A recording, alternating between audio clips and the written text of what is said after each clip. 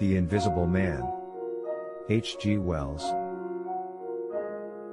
Chapter 1. The Strange Man's Arrival. The stranger came early in February, one wintry day, through a biting wind and a driving snow, the last snowfall of the year, over the down, walking as it seemed from Bramblehurst railway station, and carrying a little black portmanteau in his thickly gloved hand.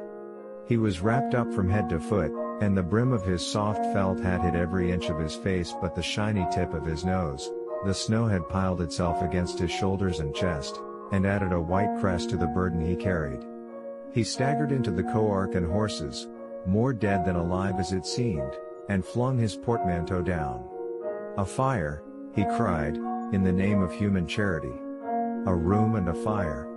He stamped and shook the snow from off himself in the bar, and followed Mrs. Hall into her guest parlor to strike his bargain. And with that much introduction, that and a ready acquiescence to terms and a couple of sovereigns flung upon the table, he took up his quarters in the inn. Mrs. Hall lit the fire and left him there while she went to prepare him a meal with her own hands. A guest to stop at Iping in the wintertime was an unheard of piece of luck, let alone a guest who was no haggler, and she was resolved to show herself worthy of her good fortune. As soon as the bacon was well under way, and Millie, her lymphatic aid, had been brisked up a bit by a few deftly chosen expressions of contempt, she carried the cloth, plates, and glasses into the parlor and began to lay them with the utmost éclat. Although the fire was burning up briskly, she was surprised to see that her visitor still wore his hat and coat, standing with his back to her and staring out of the window at the falling snow in the yard. His gloved hands were clasped behind him, and he seemed to be lost in thought. She noticed that the melted snow that still sprinkled his shoulders dripped upon her carpet. "Can I take your hat and coat, sir?" she said, "and give them a good dry in the kitchen?" "No," he said without turning. She was not sure she had heard him, and was about to repeat her question. He turned his head and looked at her over his shoulder. "I prefer to keep them on," he said with emphasis, and she noticed that he wore big blue spectacles with sidelights, and had a bushy side whisker over his coat collar that completely hid his cheeks and face. "Very well, sir," she said. "As you like. In a bit the room will be warmer."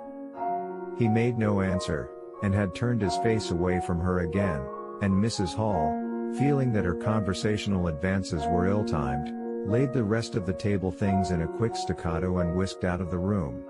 When she returned he was still standing there, like a man of stone, his back hunched, his collar turned up, his dripping hat brim turned down, hiding his face and ears completely. She put down the eggs and bacon with considerable emphasis, and called rather than said to him, "Your lunch is served, sir." "Thank you," he said at the same time, and did not stir until she was closing the door.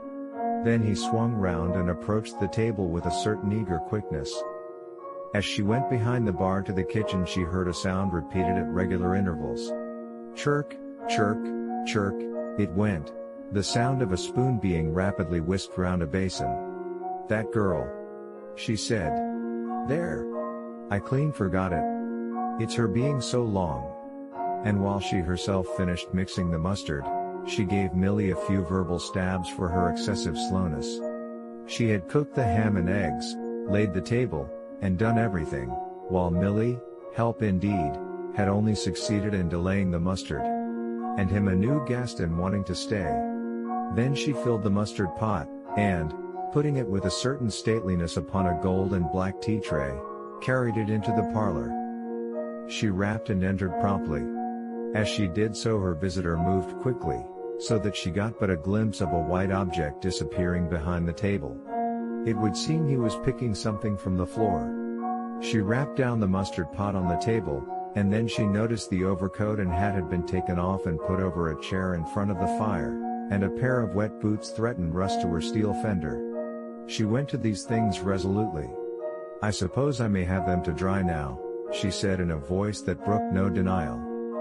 "Leave the hat," said her visitor, in a muffled voice, and turning she saw he had raised his head and was sitting and looking at her. For a moment she stood gaping.